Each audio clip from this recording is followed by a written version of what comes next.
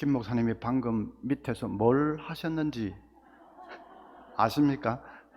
예, 예, 감사합니다. 예배드리는 교인들 가운데 파벌이 많습니다. 관람파가 있습니다. 오늘 목사가 얼마나 잘하는지 보자 하고 마치 구경하듯이 관람하듯이 하는 관람파가 있습니다.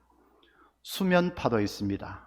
내 아버지 집에 오니까 마음이 편안해서 그런지 그냥 꾸벅꾸벅 맞소 옳소 하면서 어떤 사람 뒤로 막 넘어갑니다. 친교파도 있습니다. 옆 사람하고 소곤소곤. 친교는 예배 마치고 하면 좋겠는데 예배 시간 중에 무슨 얘기가 있는지 친교파. 또 독서파, 주보만 자꾸 뒤적뒤적하고 있는 사람. IT파, 핸드폰을 뭘 찾는지 열심히 그렇게 찾고 있는 사람이 있습니다. 엽기파도 있습니다. 콧구멍을 막 후비고 있는 사람. 언양교회는 그런 팝을 한 사람도 없을 줄 압니다. 교인들이 모든 행사나 모임에 다 그렇게 지루해 하는 것은 아닙니다. 영화 볼 때는 2시간이고 3시간이고 눈이 그냥 빠지도록 집중해서 보지 않습니까? 젊은이들은 무슨 아이돌 그런 연주회 발표회 하면 그냥 서너 시간을 서서 팔짝팔짝 뛰면서 열광을 합니다. 그런데 유독 예배 드리는 이 시간만큼은 이 교인들 가운데서도 지루해하고 그냥 산만해지고 집중을 못하고 하는 사람들이 있습니다. 그런 분들은 이 예배가 얼마나 복인 것을 잘 알지 못해서 그렇죠. 나빠서가 아니라 예배의 자리가 얼마나 귀한 축복의 자리인지를 잘 알지 못해서 그렇습니다. 그래서 이 시간은 이제 예배가 얼마나 귀한 복인지를 같이 이 말씀을 통해서 살펴보려고 합니다. 자, 예배가 뭐냐? 한마디로 규정을 한다면 예배는 하나님의 임재 앞에 나와서 하나님과 교통하는 것입니다. 하나님의 임재 앞에 나와서 하나님과 교통하는 복된 시간이 예배입니다. 예배의 자리에 하나님이 임재하십니다. 우리가 성경을 보면 구약시대에 이 제사를 드리고 예배를 드릴 때에 하나님이 그 자리에 임재하셨습니다. 어떨 때는 하늘에서 음성이 들리기도 하고 어떨 때는 하늘에서 불이 떨어져서 제물을 불태워버리기도 했습니다. 어떨 때는 좀 무섭지만은 하늘에서 심판의 불이 떨어져서 잘못된 제사를 드리는 사람들을 불태워버리기도 했습니다. 하나님이 그 자리에 임재하셨습니다. 솔로몬이 성전을 다 완공을 하고 봉헌 예배를 드리는데 그 예배의 자리에서도 하나님이 놀랍게 임재하셨습니다. 그래서 역대하 5장 14절 보면 제사장들이 그 구름으로 말미암아 능히 서서 섬기지 못하였으니 이는 여호와의 영광이 하나님의 전에 가득함이었더라. 봉헌 예배를 드리는 그 자리에 하나님이 임재하시는 표로 신비스러운 구름이 가득했다고 합니다. 그러니까 예배를 인도하는 제사장이 너무나 두렵기도 하고 너무나 영광스럽기도 하고 해서 예배를 제대로 인도를 하지 못했다. 그것이 이 역대하 5장 14절 말씀입니다. 우리가 그 자리에 있었다고 하면 마찬가지겠지요. 하나님이 지금 임재하셔서 예배를 받으시는 그 표로 그냥 영광의 구름이 가득한데 너무 놀랍기도 하고 너무나 생생하고 영광스럽고 그렇지 않겠습니까? 자, 이 신약 시대에는 하나님께서 예배의 자리에 왜 구름으로 임재하시지 않느냐? 이제 이 신약 시대에는 성령이 오셨습니다. 그래서 하나님이 임재하시는데 성령으로 임재하십니다. 오늘 우리가 읽은 말씀 요한복음 4장 그 말씀에도 보면 영과 진리로 예배하는 자들을 하나님이 찾으신다. 영으로 예배드린다라고 말씀을 했습니다.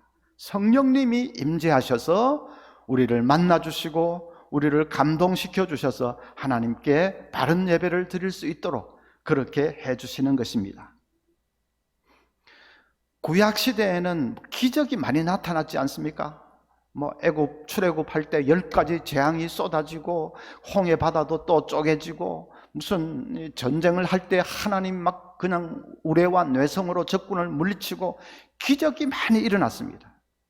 그것은 아직 말씀이 완성되지 않았고 말씀이 이스라엘 백성들에게 주어지지 않았기 때문에 하나님이 기적을 통해서 하나님 살아계신 것을 보여주시려고 그렇게 하신 것이죠. 이제 신약시대에 말씀이 완성되고 나서는 기적이 많이 사라졌습니다. 그럼 하나님께서 기적을 행하실 수 없어서 그런 것이 아니라 이제는 말씀이 우리에게 완전히 주어졌기 때문에 그 말씀을 통해서 하나님 살아계신 것을 알 수 있고 구원의 길을 알 수 있기 때문에 꼭 기적을 나타내 보이지 않아도 되는 것이죠. 그것과 비슷합니다. 구약시대에는 하나님이 구름으로 임재하시고 무슨 음성이 들려서 임재하시고 그렇게 한 것은 아직 성령이 오시기 전이기 때문에 그렇습니다. 이제 성령이 오셔서 모든 사람들 속에 거하시기 때문에 그래서 성령으로 얼마든지 하나님이 영으로 임재하시기 때문에 더 이상 무슨 구름으로 임재하시고 그럴 필요가 없게 된 것입니다.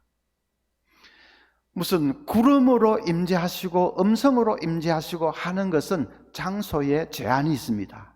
예루살렘 성전에 예배드리는 자리에서 하나님 구름으로 임재하시면 다른 곳에서는 그렇게 하지 않으셨습니다. 장소에 제한이 있습니다. 그러나 성령으로 임재하시는 것은 아무 장소에 제한이 없습니다. 세계 어느 곳에서라도 주의 백성들이 모여서 믿음으로 예배드릴 때에 하나님은 그 자리에 성령으로 영으로 임재하시는 것입니다.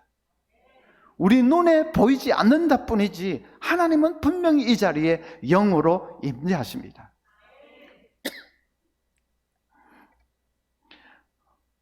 로이드 존스 목사님, 영국의 참 유명한 설교자 로이드 존스 목사님이 한 번은 길을 가다가 어떤 젊은 집사님을 만났습니다. 그 집사님은 예수 믿기 전에 귀신이 들려서 막 어려움을 많이 당하고 그냥 막 이 발광을 하고 한 분인데, 그런데 이제 예수 믿고 귀신병에서 고침을 받고 집사까지 된 그런 분입니다. 그런데 그분은 귀신 들려서 한창 막 이렇게 발광을 할 때에 집사님이 막 달려가서 그 붙잡고 억지로 예배 자리에 이끌고 와서 앉혀놓으면 쥐 죽은 듯이 조용해졌습니다. 밖에서는 막 발광을 하다가 이 자리에 들어오기만 하면 꼼짝도 못하고 쥐 죽은 듯이 가만히, 그리고 예배 마치고 밖에 나가면 또 막 발광을 하고, 근데 계속 끌어다가 예배 자리에 앉히고 또 기도하고 해서 결국은 나았죠. 그리고 집사까지 됐습니다. 그 사람을 목사님이 우연히 길에서 만났는데 옛날 생각이 나서, 그래서 로이드 존스 목사님 이렇게 물어봤습니다. 집사님 예수 믿기 전에 그 귀신 들려서 한창 어려움을 당할 때 우리 젊은 집사님들이 집사님 끌고 막 여기 앉혀놓고 그랬는데 제일 처음에 이 예배당에 억지로 끌려와서 탁 이렇게 들어와서 앉았을 때 느낌이 어땠습니까? 목사님이 귀신 들린 사람이 이 성전 안에 들어오면 어떤 느낌을 받는지 그게 궁금해서 한번 물어봤습니다. 그랬더니 그 집사님이 벌써 옛날 일인데도 마치 그때 일이 생각이라도 난다는 듯이 몸을 부르르 떨면서, 어이구 목사님 말도 마십시오. 제가 사람들에게 끌려서 이 자리에 들어서는 순간에 뭔가 말로 설명할 수 없는 힘이 저를 꽉 누르는 것을 느꼈습니다. 말로 뭐라고 알지도 못하고 표현할 수 없는 무슨 힘이 자기를 꽉 억누르더라는 것입니다. 그러니까 아마 이 자리에 들어오면 꼼짝도 못하고 쥐 죽은 듯이 그렇게 있었던 모양이죠. 그 뭔가 표현할 수 없는 그 힘, 그게 뭐겠습니까? 성령님이지요. 이 자리에 임재하고 계시는 성령님. 귀신 들린 사람도 하여튼 신자가 붙어 있으니까 오히려 우리보다 더 예민하게 그런 것을 느꼈는지 모르겠습니다. 느꼈겠지요. 영적인 싸움이니까.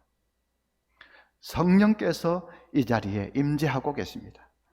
그래서 우리는 영으로 임재하시는 하나님 앞에 나와서 하나님과 더불어 교통하는 것입니다. 그것이 예배이지요.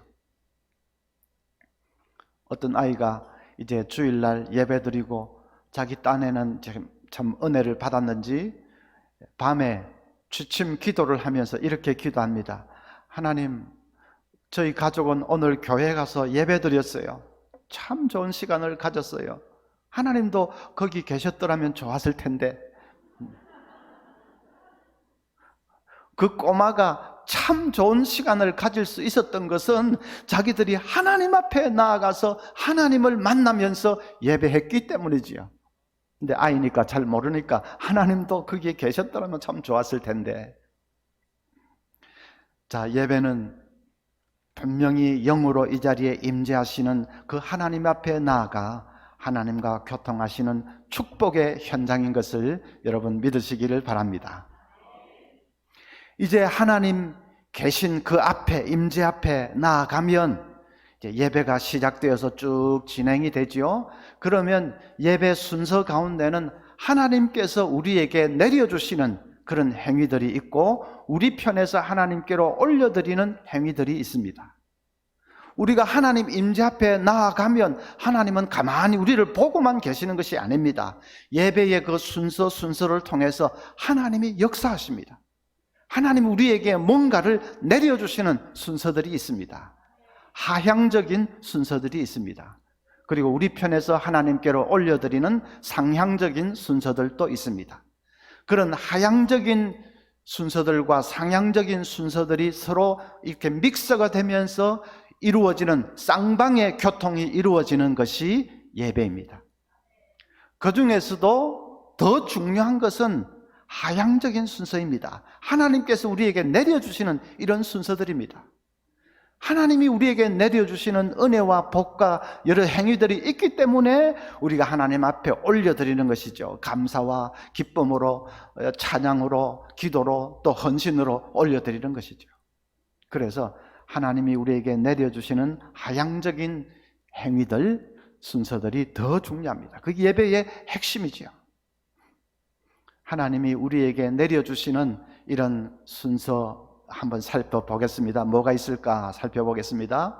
자, 주일 낮 예배를 기준으로 해서 제일 처음에 뭐가 있죠? 하나님 우리에게 내려주시는 순서 처음에 뭐가 있습니까?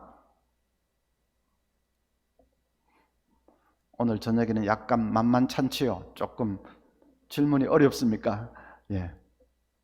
예배 부름이 있습니다. 여러분 주보를 보면 뭐 인사하고 그런 것은 이제 하는 것이고 진짜 이제 시작되는 예배 부름, 영어로는 call to worship, 예배 부름, 예배의 부름, 예배로의 부름. 그런데 내자로만 딱 하면 예배 부름입니다. 예배 부름은 누가 누구를 불러준다는 뜻이겠습니까? 모르는 척 하지 말고 하나님이 우리 예배자들을 불러주는 순서입니다. 이제 예배를 시작하는 시간이니까 하나님께서 우리를 불러주시는 시간입니다. 예배 하나님이 우리를 불러주시는 것은 무슨 하나님이 직접 나타나셔서 너희들 잘 왔다, 이제부터 예배 드리자 뭐 이렇게 하는 것은 아니고, 왜냐하면 하나님 영적으로 영으로 임재하시니까 하나님 그렇게 하시지는 않고 이제 인간 목사를 통해서 하나님이 우리를 불러주십니다. 불러주시는데 뭐 잘 왔다 뭐 그런 인간적인 말을 하는 것이 아니라 성경 말씀으로 우리를 불러주십니다. 성경 말씀 중에는 우리를 초청해 주시고 불러주시는 말씀들이 많습니다. 시편에도 있고 주로 시편에 많이 있죠. 그래서 그 우리를 불러주시는 성경 말씀을 가지고 목사가 낭독을 하는데 그건 사실은 하나님께서 우리를 불러주시고 계신 것입니다. 목사를 통해서, 목사는 하나님의 도구고 하나님이 목사를 통해서 우리를 불러주십니다. 생각해보면 그건 정말 감격스러운 순간입니다. 여러분 잘 아시지만 구약시대의 성도들은 하나님 앞에 함부로 나아갈 수 없었습니다. 구약시대에는 죄인이 하나님 앞에 나아가든지 하나님을 본다든지 하면 죽습니다. 죽습니다. 그래서 하나님 앞에 제사 드릴 때 지성소 안에 들어가는 것은 대제사장 한 사람만 들어갈 수 있었습니다. 대제사장도 아무 때나 들어가는 것이 아니라 1년에 딱 한 번 7월 10일 대속죄일 그때 하루만 들어갈 수 있었습니다. 짐승의 이 제물의 피를 가지고 대제사장이 들어가서 그 시온소 거기에 뿌리고 1년 동안의 모든 백성들의 죄를 사함을 받고 이렇게 이제 예배를 드리는 거죠. 그런데 대제사장이 지성소에 들어갈 때 그 복장이 좀 특별합니다. 이 소매 옷술에 방울을 달았습니다. 방울. 왜 방울을 달고 들어가느냐? 대제사장이 성소를 지나서 이제 지성소 안으로 들어가 버리면 밖에 있는 백성들은 아무도 이제 그를 더 이상 볼 수가 없지요. 그럼 밖에 있는 사람들은 조마조마하면서 대제사장이 하나님 앞에 나아갔는데 죽지 않고 살아서 돌아올 수 있을까? 조마조마하면서 기다립니다. 물론 죽지 않고 살아서 돌아옵니다. 하나님이 하라고 하신 그 말씀을 따라서 그대로 제사를 드리는 것이기 때문에 죽지 않고 올 수 있지만 그래도 그만큼 구약시대에는 죄인들이 하나님 앞에 나아가는 그것은 정말로 할 수 없는 일이었습니다. 조마조마 기다리는데 안에서 방울 소리가 딸랑딸랑 들려오면 밖에 있는 백성들이 안도의 한숨을 내쉬는 것입니다. 아, 대제사장이 죽지 않고 제사를 지금 잘 드리고 있구나. 그것을 이제 확인하는 하나의 시그널로 이 방울이 딸랑딸랑 울리는 것이죠. 후대에는 대제사장이 들어갈 때 또 발목에다가 밧줄을 걸고 들어갈 때도 있었습니다. 지성소 안에 혼자 들어가서 제사를 드리다가 갑자기 무슨 심근경색이라도 와서 쓰러지면 어떻게 합니까? 사람들이 우르르 뛰어 들어가서 끄집어낼 수 없습니다. 그렇게 할 수가 없습니다. 지성소 하나님 앞에 갈 수가 없습니다. 그래서 그런 이머전시가 생길 때 밖에서 밧줄을 끌어당겨서 대제사장을 끌어내기 위해서 발목에다가 밧줄을 걸고 들어갔습니다. 그만큼 구약시대는 하나님 앞에 나아갈 수가 없었습니다. 그런데 여러분 아시듯이 예수님이 십자가 위에서 우리 죄를 다 짊어지고 운명하실 때 어떤 일이 일어났죠? 또 모르는 척 하시네. 어떤 일이 일어났죠? 지성소를 가로막고 있던 휘장이 둘로 찢어졌습니다. 둘로 찢어졌는데 어떻게 찢어졌죠? 예, 그렇지. 씩씩하게 용감하게 위에서부터 아래로 둘로 찢어졌습니다. 그건 하나님의 손이 찢은 것입니다. 사람이 찢었다면 위에서부터 이렇게 밑에서부터 위로 이렇게 쭉 찢어야죠. 그런데 사다리를 타고 올라가는 것도 아닌데 위에서부터 아래로 찢어진 것은 하나님의 손이 찢은 것입니다. 예수님이 이제 우리 죄를 다 짊어지고 십자가에서 이 돌아가셨으므로 우리 죄 사함 받고 하나님 앞으로 나아갈 수 있는 길이 활짝 열린 것입니다. 이제는 얼마든지 여기에 방울 매달 필요도 없고 발목에 밧줄을 매달 필요도 없고 얼마든지 하나님 앞에 달려가서 그 거룩하신 임재 앞에 나아가 하나님을 배울 수 있게 된 것이죠. 그것이 이제 예배 부름입니다. 예배의 자리, 하나님이 임재하시는 자리로 나아오라고 이 말씀을 통해서 우리를 불러주시는 것입니다. 그래서 그걸 생각하면 정말 그 시간이 은혜롭고 감격스럽습니다. 여러분, 예배 부름, 목사님이 이 성경 구절 낭독할 때는 그건 기도 시간이 아니기 때문에 눈을 감을 필요가 없습니다. 다 눈을 뜨고 목사님을 똑바로 바라보면서, 사실은 목사를 바라본다기보다는 예배 부름을 해주시는 하나님을 우리가 바라보는 것이죠. 하나님을 바라보면서 정말 천에 하나 만에 하나 나를 구원해 주시고 오늘 이렇게 예배의 자리로 불러주십니까? 하는 감사와 감격을 가지고 예배 부름을 잘 듣고 아멘으로 화답하시기를 바랍니다. 자, 그 다음에 또 하나님이 예배 시간 중에 우리에게 내려주시는 하향적인 순서 뭐가 있겠습니까? 이제부터는 슬슬 눈치로 때려잡아도 됩니다. 뭐가 있겠습니까? 성경 봉독이 있습니다. 성경 봉독, 하나님의 말씀을 우리에게 들려주는 것, 그건 하나님께서 우리에게 내려주시는 순서이지요. 하나님 자신의 말씀을 우리에게 선포해 주시고 들려주십니다. 그 시간도 얼마나 귀한지요. 성경 봉독은, 어떤 분들은 성경 봉독은 설교를 위한 하나의 전주곡 정도로 생각을 합니다. 오늘 설교 어디서 합니다 하는 걸 알려주는 그런 정도로 생각을 하면서 설교는 중요하게 생각하는데, 성경 봉독은 그냥 설교를 위한 하나의 앞에 있는 전주곡, 그런 정도로 생각을 하는데 아닙니다. 성경을 읽는 성경 봉독 자체가 너무나도 소중한, 하나님께서 당신의 말씀을 지금 우리에게 선물로 주시고 계신 그런 시간입니다. 예배 시간이 너무 짧아서 설교할 시간이 없어도 성경 봉독은 해야지요. 말씀만 딱 읽어도 됩니다.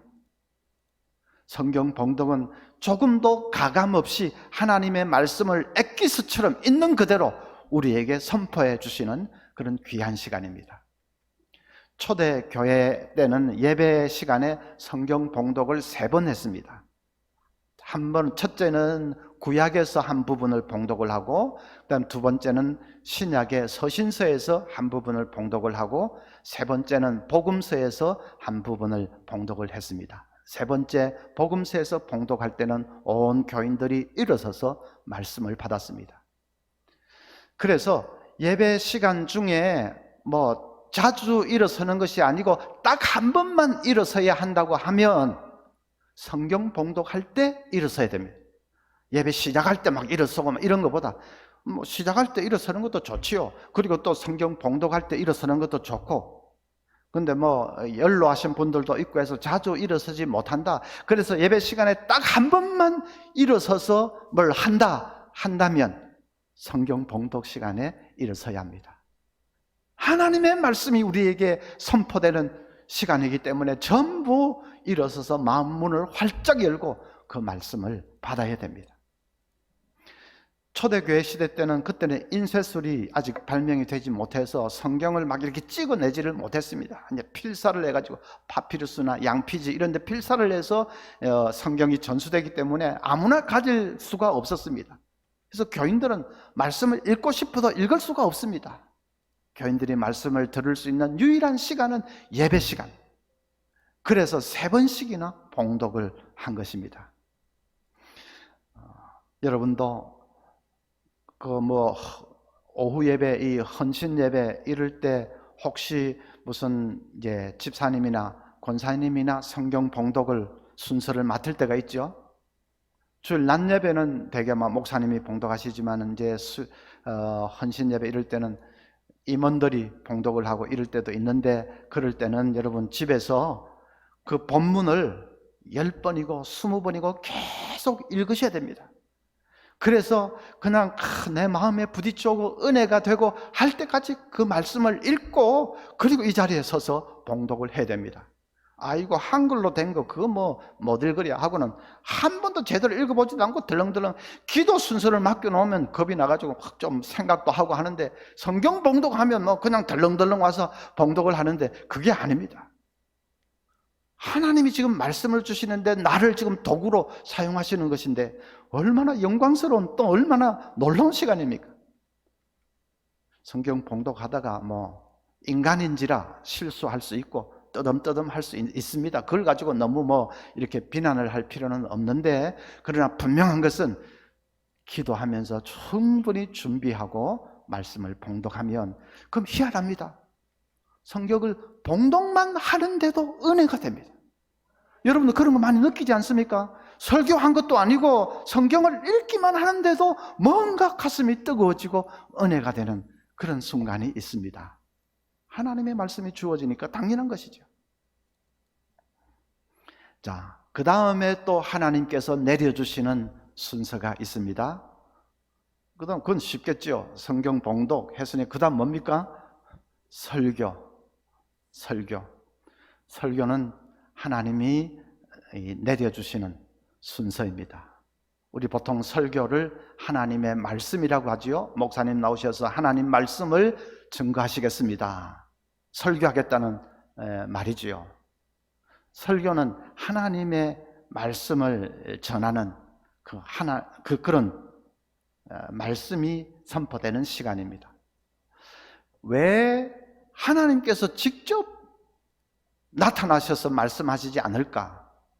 아니면 천사라도 보내서 직접 설교를 하게 하면 훨씬 좋을 텐데 왜 그렇게 하지 않고 인간 설교자를 세우실까? 인간 설교자는 때로는 실수도 하고 때로는 한 주간 살면서 정결하게 살지 못했을 수도 있고 흠과 부족함이 많이 있는 그런 인간 설교자를 왜 세워서 하나님이 말씀하실까? 그것은 만약에 하나님이 직접 말씀하시든지 아니면 천사가 나타나서 말씀하든지 하면 이 자리에 앉아 있을 사람이 없습니다. 듣겠다고 앉아 있을 사람이 없습니다. 너무나도 두렵고 그 앞에서 우리의 죄가 그냥 있는 대로 다 드러나는 것 같고 해서 그냥 의자 밑에 숨어버리는 사람, 아니면 다리야 날 살리라고 도망쳐버리는 사람, 앉아서 듣고 있을 사람이 없습니다. 그래서 하나님께서 이 연약한 청중의 눈높이에 맞추어서 인간 설교자를 세워서서 말씀을 전하시는 것입니다. 인간 설교자를 통해서 말씀하는 것이 하나의 은혜지요, 은혜. 하나님께서는 구약시대에는 선지자를 통해서 말씀하셨고 또 신약시대에는 사도들을 통해서 말씀하셨고 이 교회시대에는 목사를 통해서 말씀하십니다. 인간을 도구로 해서 말씀하십니다. 그런데 그 인간 도구가 말하는 그것은 하나님의 말씀이고 하나님께서 직접 말씀하시는 것과 마찬가지입니다. 그래서 칼빈 선생은 말하기를 설교자는 하나님의 입이라 그렇게 말씀을 했습니다. 설교자는 지금 하나님의 입이 되어서 하나님이 하시는 말씀을 그대로 대언해서 하는 것입니다. 하나님이 말씀하시는 것과 마찬가지입니다. 자, 그러면 여러분, 이 설교가 단순히 인간 목사가 하는 그런 말이 아니고 하나님이 지금 말씀하시는 시간이다. 하나님이 말씀하신다.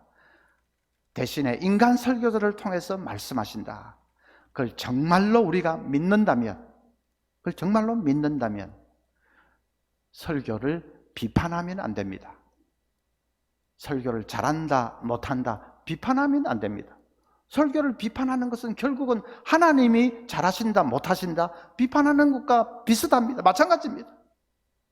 설교는 하나님이 말씀하시는 것이라고 했으니까 그 설교를 잘한다, 못한다, 비판하면 하나님을 비판하는 거 마찬가지죠.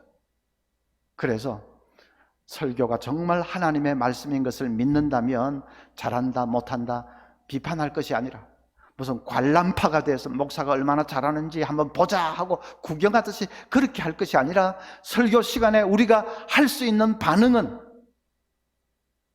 주여 말씀하시옵소서 종이 듣겠나이다. 여러분 그렇게 하실 수 있기를 바랍니다. 그때 주여 말씀하소서 하는 주여 하는 것은 목사를 보고 주여 하는 것이 아닙니다. 목사 배후에서 말씀하고 계시는 하나님을 향해서, 목사 뒤에서 지금 말씀하고 계시는 그 하나님을 향해서 주여 말씀하소서 우리가 듣겠나이다. 그것이 이제 바른 반응이죠. 만약에 어떤 목사님이 이런 얘기를 들으면서 맞아, 그래서 이 목사는 보통 직책이 아니야, 내가 강단에 서서 말하는 쪽쪽 하나님이 말씀하는 것이 되어버린다, 내가 무슨 말을 하든지 하나님이 말하는 것이 되어버린다, 나는 보통 사람이 아니야, 그래서 목에 힘이 들어가고 그냥 뻣뻣해지고 그렇게 한다면, 만약에 그런 목사님이 있다면 그 목사님은 지금 우리가 하는 이 얘기를 하나도 이해하지 못한 사람입니다. 야, 나는 굉장한 사람이다, 내가 지금 이 강단에서 말하는 것은 전부 하나님의 말씀이 되어버린다, 너희들 좀 잘 알아서 기어, 이런 식으로 한다면 그런 분이 간혹 있습니다. 강단에서 막 욕설을 하기도 하고 막 함부로 말하고, 또 어떤 분은 여러분 제가 오늘 여기 오는데 38분 버스 타고 온 것을 믿습니까? 교인들이 아멘. 38번을 타고 왔든지 뭐 138번을 타고 그게 무슨 중요한 일입니까? 버스를 탔더니 택시를 탔더니 그게 무슨, 근데 막 그걸 믿습니까? 아멘. 삼류부흥사지요. 그런 분들은 지금 우리가 하는 얘기를 하나도 이해하지 못하고 있는 분들이에요.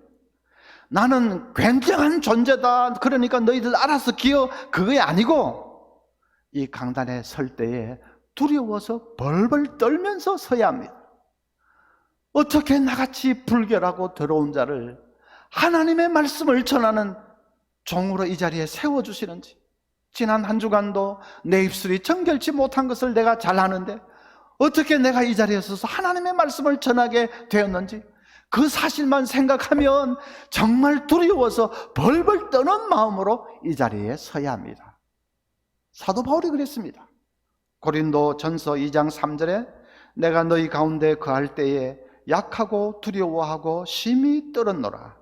내 말과 내 전도함이 설득력 있는 지혜의 말로 하지 아니하고 다만 성령의 나타남과 능력으로 하여. 바울 사도가 얼마나 굉장한 분입니까? 그런데 그 사도가 하는 말이 내가 너희들 앞에 설 때마다 두려워하고 심히 떨었다. 어떻게 나 같은 것이 이 자리에 설 수 있는지. 그래서 우리 목사들도 마찬가지 그런 두려운 마음으로 오직 하나님의 말씀을 받은 대로만 전하겠습니다 하는 그런 믿음으로 이 자리에 서야 하고, 그래서 외칠 때에 우리 교인들은 주여 말씀하소서 종이 듣겠나이다. 여러분 그렇게 할 수 있기를 바랍니다. 어떤 교회는 아마 그 설교하기 전에 이제 봉헌 순서가 있는 모양이지요. 근데 들어오면서 헌금하는 게 아니고 옛날식으로 이 수전대를 가지고 이렇게 이제 걷는 식으로 그렇게 봉헌 설교하기 전에 하는데, 어떤 집사님은 늘 한쪽 주머니에는 10,000원짜리 넣어놓고 한쪽 주머니에는 50,000원짜리 넣어놓고 설교 들어보고 들어보고 어느 거 꺼낼까 결정하겠다는 겁니다. 그러니까 이제 그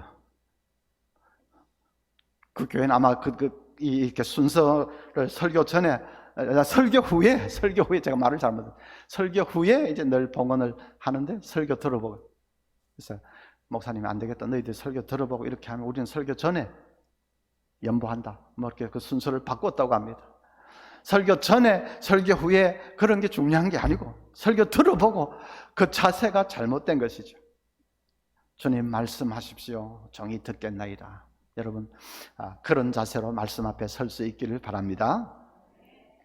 그 다음에 또 하나님이 내려주시는 순서, 예배 중에 이건 매 예배 때마다 하지는 않지만은 그래도 아주 중요한 순서가 있습니다. 성례가 있습니다. 성례 안에 두 가지가 있는데 뭐가 있지요? 오늘은 이제 질문이 자꾸 많아서 약간 골치가 아플지 모르겠는데 그래도 꼭 하셔야 됩니다. 성례 안에는 세례와 성찬 두 가지가 있습니다. 그런데 이 성례는 하나님께서 우리에게 내려주시는 순서입니다. 먼저 세례를 생각을 해봅시다. 세례가 뭡니까? 세례는 다 세례 받으셨죠? 근데 세례가 뭡니까? 세례는 우리가 받은 구원을 하나님께서 인쳐주시는 것입니다. 구원은 마음으로 예수님을 믿고 영접하면 받습니다. 그런데 우리 하나님은 너무 사랑이 많으신 하나님이시라서 마음으로 예수 믿고 구원받은 그것으로 만족하지 않고 좀 더 확실한 것을 주시기를 원하셨습니다. 그래서 세례라는 이 제도를 세우셨습니다. 세례를 받으면 물로 이렇게 축임을 받고 하는 것 느낄 수도 있고 볼 수도 있고 만질 수도 있고 하지 않습니까? 그 세례를 통해서 너는 구원받은 사람이 확실하다 하고 하나님이 인을 쳐주시는데 그것이 세례입니다. 인 쳐주신다, 도장을 콱 찍어주신다는 말이죠. 옛날 로마 시대에 어느 가문의 노예가 되면 노예라는 것을 표시하기 위해서 이 인두를 불에 지져가지고 살을 태우지 않습니까? 그래서 확 이렇게 그게 인치는 거죠. 인이 쳐지면 그 사람은 뭐 평생 이제 그 가문의 노예라는 것을 늘 이렇게 나타내는 겁니다.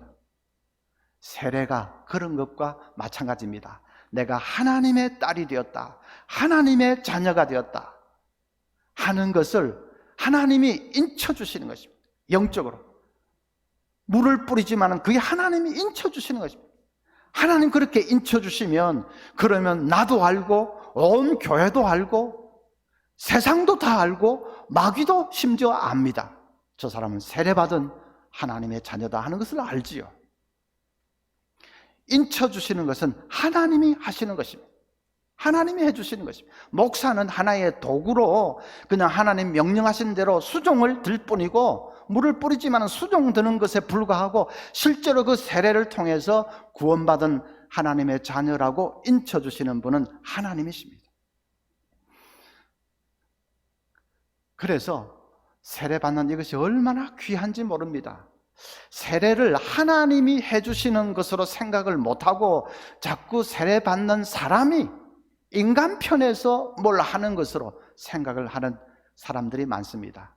신구약 성경도 일독을 해야 되고 그리고 11조 생활도 앞으로 해야 되고 주일 성수도 해야 되고 성경도 좀 알아야 되고 그래서 당회 앞에서 이제 문답할 때도 통과 패스를 해야 되고 온 성도들 앞에서 예 하고 서약도 해야 되고 그렇게 인간 편에서 뭔가 이제 나는 이제 정말 빼도 박도 않게 진짜 예수쟁이로 살겠습니다 결심하고 그 결심을 나타내 보이는 이런 인간 편에서 하는 것을 세례라고 생각을 합니다. 그러니까 부작용이 뭔가 하면 사람들이 자꾸 세례받는 것을 주저주저하고 자꾸 연기를 하려고 합니다. 성도님 이제 세례 좀 받으시죠 하면 아이고 저는 준비가 덜 돼가지고 내년에 받겠습니다. 아직 좀 그런 정도 안 됩니다. 어쩝니다 하면서 자꾸 뒷걸음질을 칩니다. 그게 자기가 뭘 해야 되는 것인 줄 아니까 자신도 없고 해서 자꾸 연기하는 거죠. 세례는 그런 것이 아니고 구원받은 성도에게 하나님께서 더 확실하게 해주시기 위해서 하나님이 인쳐주시는 것이다 하는 것을 안다면 세례를 연기할 사람 아무도 없습니다. 더 빨리 못 받아서 안달이죠. 구원을 천천히 받겠다는 사람이 있습니까? 조금이라도 더 빨리 받기를 원하지. 마찬가지로 세례도 더 빨리 받기를 원하지 뭐 뒤로 미룰 그런 사람 아무도 없죠. 그래서 사실 세례의 조건은 예수님을 바로 믿고 영접했느냐 그거 하나면 충분합니다. 그럼 구원받은 거 아닙니까? 그러면 세례 줄 수 있습니다. 다른 뭐 성경을 일독하고 뭐하고 그 교육을 받는데 그것은 세례받기 위한 조건이 아니고 세례받고 나서 그 다음에 이제 예수 믿는 이 그리스도인으로서의 삶을 더 풍성하게 살기 위해서 훈련을 받는 것입니다. 세례받고 나서 제대로 신앙생활을 하기 위해서 훈련을 받는 것이지 앞에 하는 그것들이 세례받기 위한 자격, 심사, 조건 그런 것은 아닙니다. 조건이라고 하면 예수를 믿고 영접했느냐 그거 하나뿐입니다. 그것만 있으면 하나님은 세례를 통해서 우리의 구원을 인쳐주십니다. 그 사고를 여러분 탁 바꿔야 됩니다. 세례가 뭔지를 바로 아셔야 됩니다. 그게 얼마나 중요한지. 그렇게 하나님의 인침이라는 것을 알면 세례식 할 때 그렇게 은혜로울 수가 없습니다. 제가 부산 그 삼일교회에서 이제 삼일교회에서 나누어진 교회, 그 교회에서 설교 목사를 한 적이 있습니다. 신학교 교수로 있을 때 그 교회 담임 목사님이 안 계셔서 제가 한 1년 가까이 쭉 설교만 하는 설교 목사로 있었습니다. 그러다가 이제 세례 성례식이 다가왔습니다. 세례는 이제 제가 집례를 해야 되죠. 세례식을 다 세례를 베풀고 나니까 84살인가 되는 그 권사님, 한상동 목사님 밑에서 평생 신앙생활 한 그 권사님이 제게 다가오더니 목사님, 제 평생에 이렇게 은혜로운 세례식은 처음입니다. 눈물을 글썽이면서 제가 그게 그냥 인사치레로 하는 말이 아닌 것을 제가 알았습니다. 인사치레로 그런 말 하는 분도 계시죠. 근데 그 권사님은 그냥 인사로 하는 말이 아닌 것을 제가 느꼈습니다. 왜냐하면 저 자신부터가 너무나도 은혜스러웠기 때문에. 이 사람 평생을 예수를 알지 못하고 사망의 어두운 길을 헤매면서 지옥을 향해서 가던 사람이 어떻게 이렇게 예수를 기적적으로 믿어서 구원받고 오늘 이 시간에 하나님께서 인쳐주시는 이 놀라운 자리까지 왔는지, 그걸 생각하니까 제가 막 가슴이 뜨겁고 세례를 베푸는데 제가 눈물이 나는데, 뭐 교인들은 더 말할 나위가 없는 것이죠. 세례가 하나님이 해주시는 일, 하나님의 인침인 것을 알 때에 그 세례식은 너무나도 은혜로운 예식이 됩니다. 그 다음 또 한 가지 성례, 뭐라고 했습니까? 성찬이라고 했죠. 성만찬, 성찬. 그것도 인간 편에서 하는 어떤 일로 착각을 하는 사람들이 많습니다. 인간 편에서 뭘 하는 걸로? 예수님의 고난을 기억하는, 그런 예수님의 십자가 고난을 기억하는데 도움이 되는 어떤 것으로 성찬을 생각합니다. 그래서 떡을 받고 포도주를 받고 할 때 예수님이 십자가에 돌아가셨지, 우리 위해 고난 받으셨지, 그걸 막 생각을 해내려고 애를 쓰죠. 찬송도 막 그런 쪽으로 찬송을 부르고, 우리 인간 편에서 이제 그 기억을 해내려고 애를 쓰는 것입니다. 성찬에 그런 요소가 없는 것은 아니지만은 그냥 그건 부차적인 것입니다. 부차적인 것이고, 1차적인 성찬의 가장 중요한 것은 우리가 뭐 예수님의 고난을 기억하고 그게 아니고 하나님께서 우리에게 무언가를 내려주시는 시간이 성찬 시간입니다. 하나님이 뭘 내려주십니까? 예수님의 몸을 우리에게 주시는 것입니다. 성경에서 하신 말씀 그대로, 이것은 너희를 위하는 내 몸이니 이것을 행하여 나를 기념하라. 이것은 너희를 위해서 흘리는 나의 언약의 피니 이거를 마실 때마다 나를 기념하라 한 말씀 그대로 성찬은 예수님의 몸을 우리가 받는 것입니다. 예수님의 피를 우리가 받아 마시는 것입니다. 그래서 예수님이 내 속에서 거하시고 나와 함께 연합하게 되는 것입니다. 그건 하나님께서 우리에게 내려주시는 것이죠. 그 시간에 하나님이 예수님의 몸과 피를 우리에게 주시는 것입니다. 우리는 그걸 받아 마시고 떡과 포도주가 내 속에서 녹아들어서 나와 뗄 수 없이 하나가 되듯이 우리도 예수님과 뗄 수 없는 하나로 연합되는 시간, 그것이 바로 성찬입니다.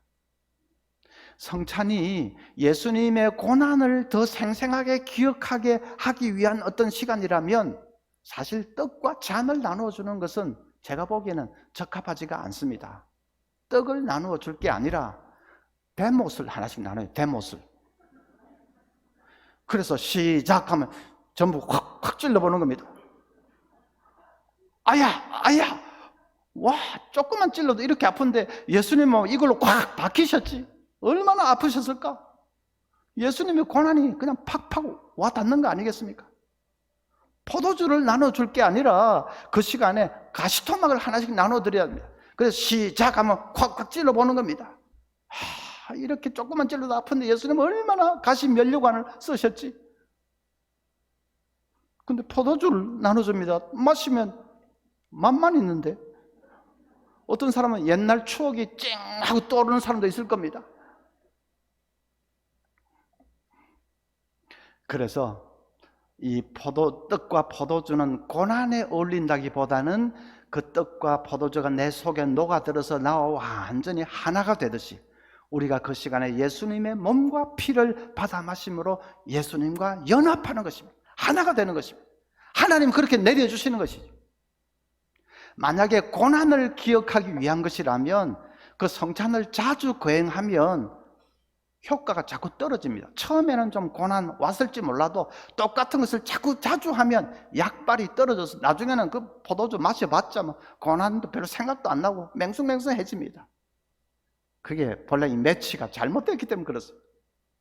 근데 이제 떡과 잔은 예수님의 몸을 우리가 받고 예수님과 하나 되는 시간인 것을 알게 되면 성찬을 자주 할수록 좋지요.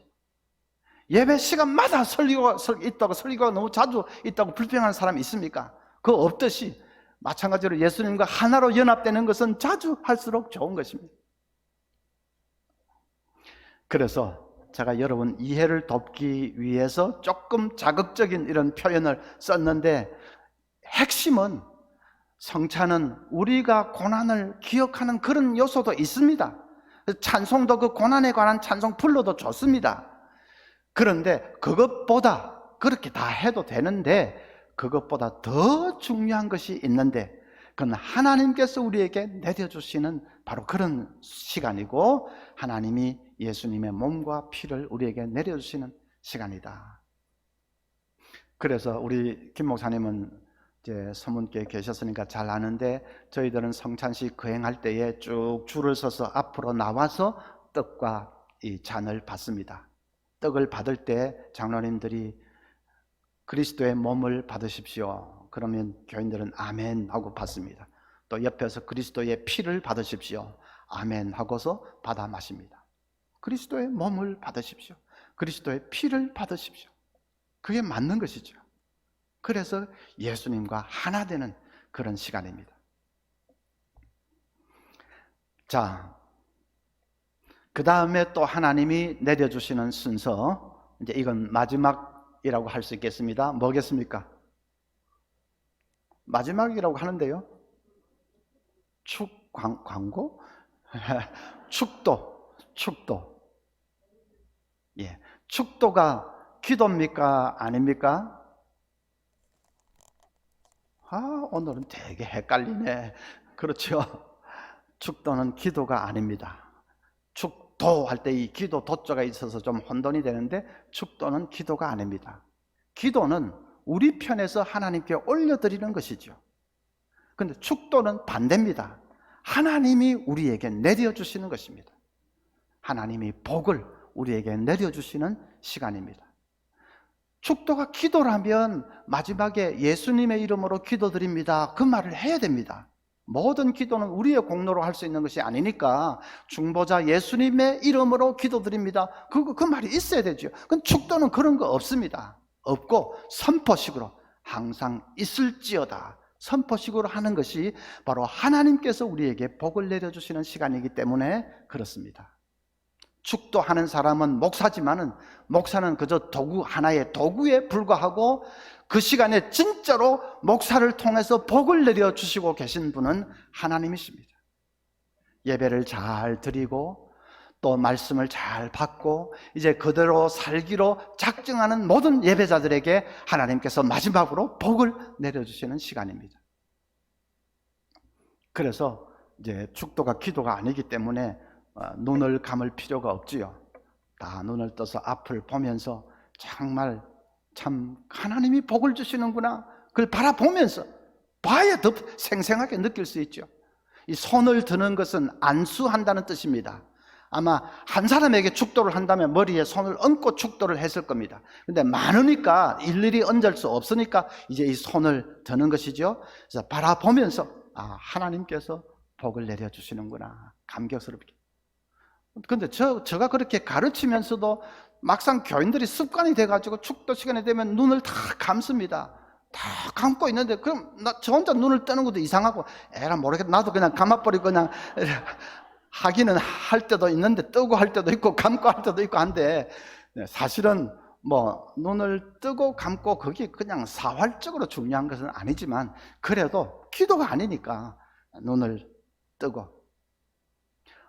어떤 부흥회 할 때 어떤 뭐 교회는 보면 저보고, 강사 저보고 이제 목사님이, 담임 목사님 이 성전 이 뭐 헌금 감사기도 해주시고 이어서 축도해 주시고 마치면 됩니다. 그럽니다. 그러면 헌금에 대한 기도하고 이어서 축도를 하면 축도가 이제 기도에 포함이 돼서 기도같이 되어버리죠. 그래서 그렇게 하면 안 되고, 이 봉헌 기도를 하려면 그 봉헌 기도를 딱 하고 예수님의 이름으로 기도드립니다, 다 같이 아멘 하고, 그리고 이제 축도는 따로 연이어서 하더라도 따로 이제 하는 것이 맞습니다. 우리 교단에 지금은 천국에 가신 목사님 계신데, 이전에 그 목사님 장애인이셨습니다. 장애인. 허리에 혹이 있으시죠. 그런데 그분은 굉장히 또 부흥사이기도 하셨습니다. 근데 옛날이니까 교인들이 뭐 그 장애인 목사님 모셔놓고 목사님을 많이 깔보았던 모양입니다. 심지어 자기들끼리 쑥덕쑥덕 하면서 장애인이라고 부르지도 않고 뭐 병 뭐 있지 않습니까? 그렇게 하면서 목사님을 깔봤습니다. 목사님 많이 어려우셨죠. 근데 한 번은 어느 권사님이 예배 시간인데도 뭐 친척 결혼식 갔다가 늦막하게 막 달려왔는데 보니까 예배가 이제 거의 끝나갑니다. 축도 시간에 들어왔습니다. 그리고는 예배 끝났습니다. 그 권사님이 밖에 나와가지고 막 얼굴이 벌게 흥분해가지고 자기 가까운 여집 사람들 몇 명 불러놓고, 야들아, 너희들 앞으로 모사 깔보지 마라. 와, 난 놀랬다. 축도하면서 손을 들었는데 목사님 속에서 광채가 나더라. 광채가. 함부로 앞으로 깔보지 마라. 그 다음부터는 뭐 깔보지 않았는지 그건 잘 모르겠습니다만 하여튼 그랬습니다. 그 권사님이 뭘 봤는지 모르겠습니다. 목사님 손에서 진짜 광채가 났는지 아니 뭐 형광등 불이 좀 비춰서 그랬는지 그건 제가 잘 모르겠지만은 아마 하나님께서 좀 따끔하게 가르쳐 주려고 그렇게 했을 수 있지요. 어쨌든 광채가 나든 안 나든 축도는 하나님께서 복을 빌어주시는 순서입니다. 바쁘다고 축도도 안 받고 내 빼고 하면 되겠습니까? 자, 하나님께서 내려주시는 하향적인 순서들을 살펴봤습니다. 그 다음 우리 편에서 올려드리는 상향적인 순서들이 있는데 그건 좀 쉽습니다. 뭐가 있습니까? 기도, 우리 편에서 올려드리는 대표적인 거죠. 기도, 또 찬양, 찬송, 또 헌금도 있고요. 그죠? 광고는요. 예배는 혼자 드리는 것이 아니고 공동체가 드리는 것이니까 또 이 공동체에 필요한 여러 가지 공지사항이나 또 서로 친교하는 그런 시간도 예배 마치고 할 수도 있고 예배 중에 할 수도 있는데 그건 이제 그런 수평적인 행위라고 볼 수가 있겠습니다. 그래서 이 상향적인 건 쉽기 때문에 이제 설명하지 않고 이제 자 예배가 하나님의 임재 앞에 나아가서 하나님과 교통하는 그런 시간인 것을 알았습니다. 또 하나님이 우리에게 내려주시는 이런 순서들이 실제로 있다는 것을 우리가 알았습니다. 그러면 우리가 어떤 자세로 예배를 드려야 할까? 이것만 조금 말씀을 드리겠습니다. 우리가 어떻게 예배를 드려야 할까? 첫째는 믿음으로. 뭘 믿으라는 말이냐? 하나님이 이 자리에 임재하고 계신다는 것을 믿어야 합니다. 눈에는 보이지 않습니다. 하나님은 영으로 임재하시기 때문에 눈에는 보이지 않습니다. 그러나 분명히 하나님이 이 자리에 임재하셔서 우리와 교통해 주신다 하는 것을 믿고 예배를 드려야 됩니다. 제가 어느 교회 오후 예배 인도하러 이렇게 갔는데 들어서면서 이 주보를 찾는데 주보가 눈에 띄지 않습니다. 그랬더니 안내하는 집사님이 뭐 사방 찾다가 없으니까 목사님 죄송하지만 제가 주일 낮 예배 때 사용한 주보 있는데 이거라도 되겠습니까? 그래서 괜찮다고, 내 설교 제목이 바로 되어 있는지 보려고 하는 거니 괜찮다 받아서 와서 이제 앞에서 좀 기도를 하고 그리고 점검을 해보려고 주보를 또 펴서 보는데 주보 한 모퉁이에 걸쩍걸쩍 적어 놓은 것이 눈에 싹 들어왔습니다. 보니까 목사님 반지 본래부터 꼈나? 일어났습니다. 이게 무슨 말인가 하다가 금방 제가 상상할 수 있었습니다. 목사님이 주일 낮에 설교하면서 이제 이렇게 손을 하고 설교를 하시는데 그분이 아마 이 찬양대석에 있었던 모양이지요. 목사님 반지 이 손에 반지가 눈에 싹 들어왔습니다. 저거 못 보던 것 같은데 목사님이 반지를 새로 뭐 하나 하셨나 아니면 본래부터 끼고 있는데 내가 그동안 못 본 건가.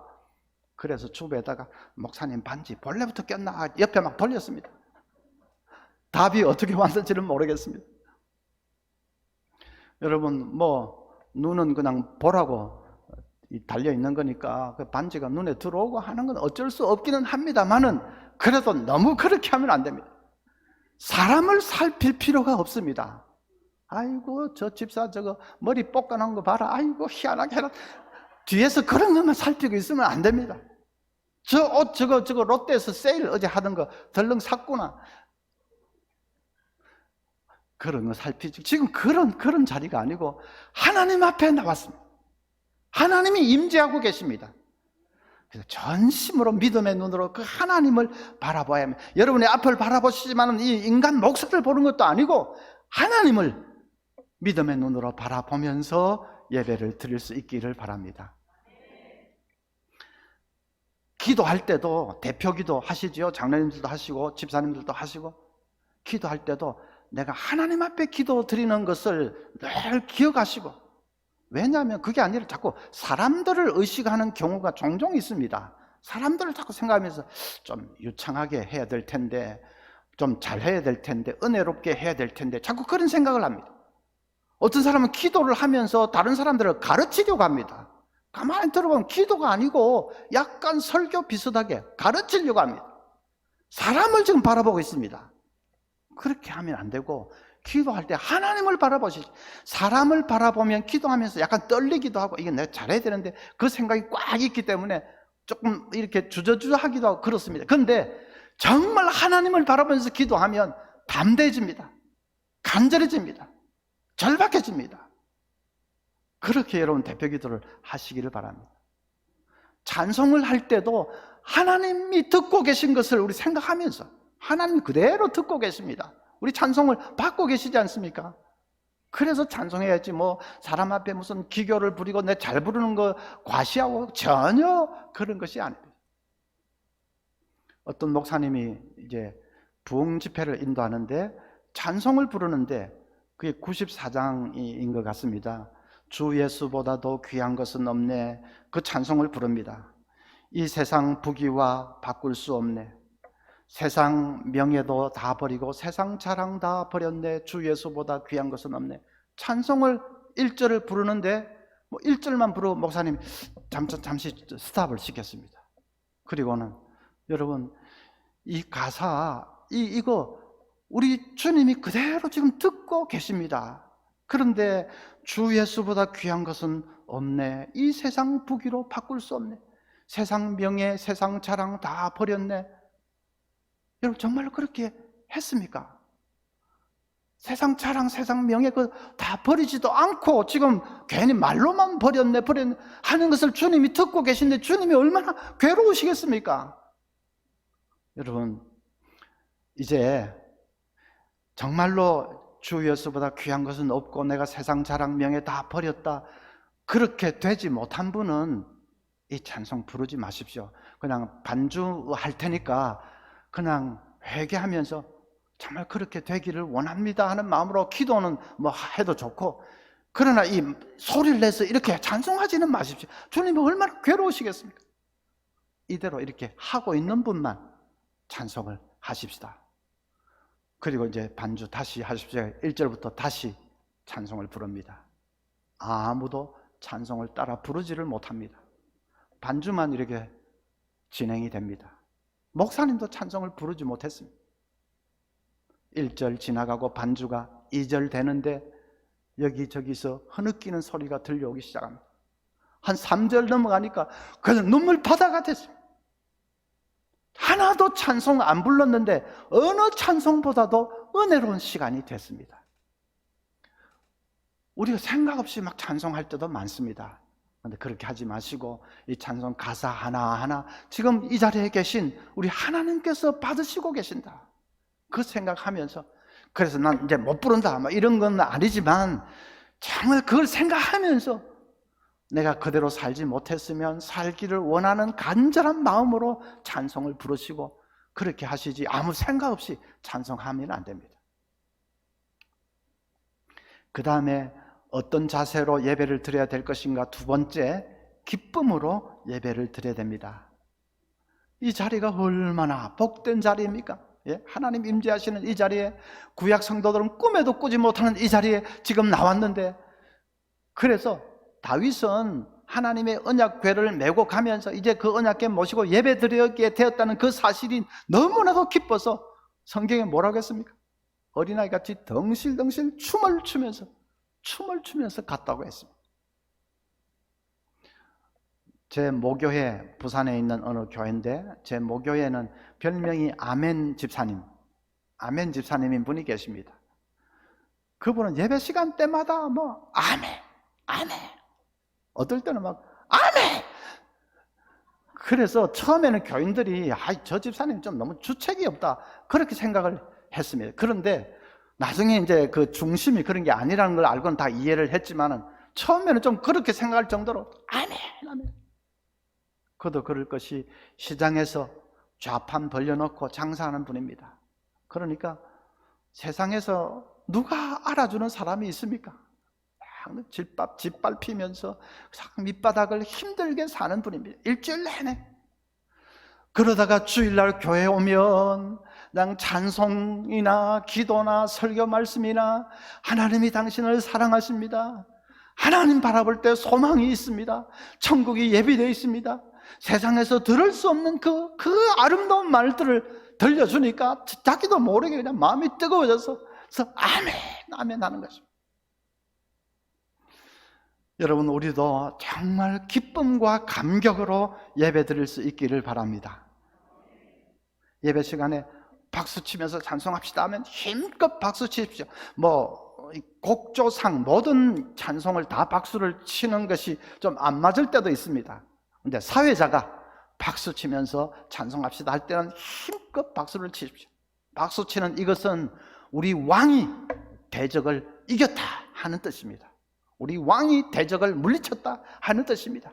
우리 왕 그리스도께서 대적 마귀 원수를 물리치고 우리에게 구원의 길을 열어주셨지 않습니까? 그래서 와 감사합니다, 잘하셨습니다, 박수 치는 것입니다. 김정은이가 몇 사람 총살을 했는데 이유가 자기가 말하는데 짝다리가 다리를 한쪽 다리만 이렇게 하는 게 짝다리만 이제 그렇게 하고 들었다. 그 다음에 박수 치는데 건성으로 쳤다. 그냥 건성으로 친 모양입니다. 그 총살당했습니다. 김정은이 한테도 건성으로 박수 치면 총살당하는데 하나님 앞에 나와가지고 박수 치면서 그냥 건성으로 하면 되겠습니까? 힘껏 기쁨으로 우리 왕이 이겼습니다. 손을 들고 기도하는 것은 무슨 뜻입니까? 옛날에는 이 주종관계 언약을 맺을 때 이제 왕이 신하를 보호해주고 신하는 왕의 충성을 다하고 그 언약을 맺을 때 그 언약을 이 소매뿌리에 새겼습니다. 그래서 왕이 이렇게 이제 신하를 보호해준다 하는 그 언약을 약속을 여기에 쭉 소매뿌리에 새겼습니다. 그래서 신하가 무슨 다급한 일을 당하면 이렇게 들고 왕이여 도와주소서 합니다. 그 말은 왕이여 여기 적혀있는 왕께서 하신 약속을 기억하시고 저를 굽어 살피소서 도와주소서 하는 뜻입니다. 우리도 손을 들고 기도하는 것은 하나님이여 하나님 당신이 약속했지 않습니까? 우리 가정을 살려주십시오. 우리 교회를 살려주십시오. 그런 마음으로 손을 들고 기도하는 것이죠. 그러니까 이제 정식으로 하면 이렇게 하는 것이 맞습니다. 이 소매뿌리 보이게, 하나님께 보이게 이렇게, 이거보다는 빼따가기 이거보다는 이렇게 두 손 들고 하나님 보시옵소서 하는 말입니다. 하나님 보시옵소서. 그래서 기도할 때 늘 손을 들고 그런 건 아니지만 또 우리가 손을 들고 기도할 때는 힘껏 기쁨으로 그렇게 예배를 드려야 됩니다. 이제 마지막 세 번째로는 헌신함으로 예배를 드려야 되겠습니다. 하나님 앞에 나와서 온갖 사랑과 은혜를 받는데 우리 편에서도 감사의 표시를 해야 되지 않겠습니까? 우리 편에서도 하나님께 좋은 것을 올려드려야 되지 않겠습니까? 그래서 헌신이 필요합니다. 내 시간을 바치고 내 물질을 바치고 내 전부를 바치는 헌신이 필요합니다. 여러분, 이 예배 자리에 있을 때 온전히 이 시간을 바쳐야 되는데 자꾸 마음이 콩밭에 가 있는 사람이 있습니다. 예배 빨리 마치고 지금 쇼핑 가야 되는데, 예배 빨리 마치고 그 프로야구 지금 봐야 되는데 마음이 콩밭에 가 있습니다. 그런 사람, 목사님 설교가 좀 길어지면 자꾸 이렇게 시계를 밑으로 들여다보고, 그래도 설교가 안 끝나면 이제 이렇게 해서 바라봅니다. 그래도 목사님이 눈치를 못 채고 설교를 자꾸 길게 하면 시계를 끌러가지고 내 시계가 고장났나? 아니 목사가 지금 시간이 얼마나 됐는지 모르나? 그냥 과시하는 거지. 그렇게 하면 안 되고, 예? 1시간 예배를 드릴 때 온 마음과 정성과 시간을 집중해서 예배를 드려야 됩니다. 그런 얘기 들어보셨죠? 연년도의 회장이 한 달 내내 아파트 하나 분양받으려고 모델하우스를 막 쫓아다녔습니다. 한 달 내내. 그러다가 이제 여전도의 헌신 예배가 돼가지고 자기가 이제 사회를 보는데 다 같이 찬송가 105동을 부르겠습니다. 머릿속에 막 그거밖에 없으니까 막 순간적으로 실수를 해. 찬송가 105동 부르잖아. 미국의 교포 교회는 뭐 조금 하니까 장로님 한 분만 계실 때가 많습니다. 그래서 주일 대표 기도를 늘 그 장로님 혼자서 합니다. 그 장로님이 토요일 날 직장에서 늦게 돌아와가지고 그냥 잘 수가 없어서 한인 마켓에서 가면 그 비디오가 많습니다. 이 한국 드라마 녹화해 놓은 비디오가 많습니다. 그 비디오를 한 10개쯤 빌려와가지고 쫙 봅니다. 옛날 이야기니까 뭐 그때 용의 눈물 한창 유행했을 때 용의 눈물 그 사극을 하나 끝나면 아이고 하나만 더 보자. 하나 끝나면 하나만 더 보자. 이제 밤 12시 넘었어요. 주일 이제 새벽이 됐는데도 하나만 더 보자. 늦게까지 보다가 이제 잠시 눈을 붙이고 일어나니까 뭐 예배 시간 다 돼가는 헐레벌 때 달려왔습니다. 자기 기도 차례가 되었습니다. 하나님 아버지, 성은이 망극하나이다. 밤새도록 성은이 망극 해놓으니까 막 순간적으로 헷갈려가지고 하나님 아버지 성은이 망극. 그러니까 예배 시간 드린다는 게 예배 시간 땡 시작할 때부터 마칠 때까지 1시간, 그것이 아니고 미리 준비하는 것이 중요합니다. 토요일 저녁부터 연보도 잘 준비해놓고 마음으로 다 준비하는 것이 중요합니다. 그리고 예배 시간에는 적어도 10분 전 빨리 와서 기도로 준비하는 것입니다. 그렇게 준비해서 예배 드리는 것하고 헐레벌떡 막 한 5분 늦어가지고 헐레벌떡 하고 예배 드리는 것하고 받는 은혜가 완전히 다릅니다. 헌금도 우리가 정성껏 준비해서 드리는 자세가 중요합니다. 그 전주에 있는 전주 예수병원, 그 병원 로비에서 막 소란이 일어났는데 어떤 사람이 막 큰 소리로 왜 안 해주십니까? 안 해주십니까? 뭔가 했더니 이분이 자기 이 안구를 하나 수술을 해서 그래서 이 기증을 할 테니까 그게 대해서 좀 이렇게 말하자면 페이를 해달라는 거죠.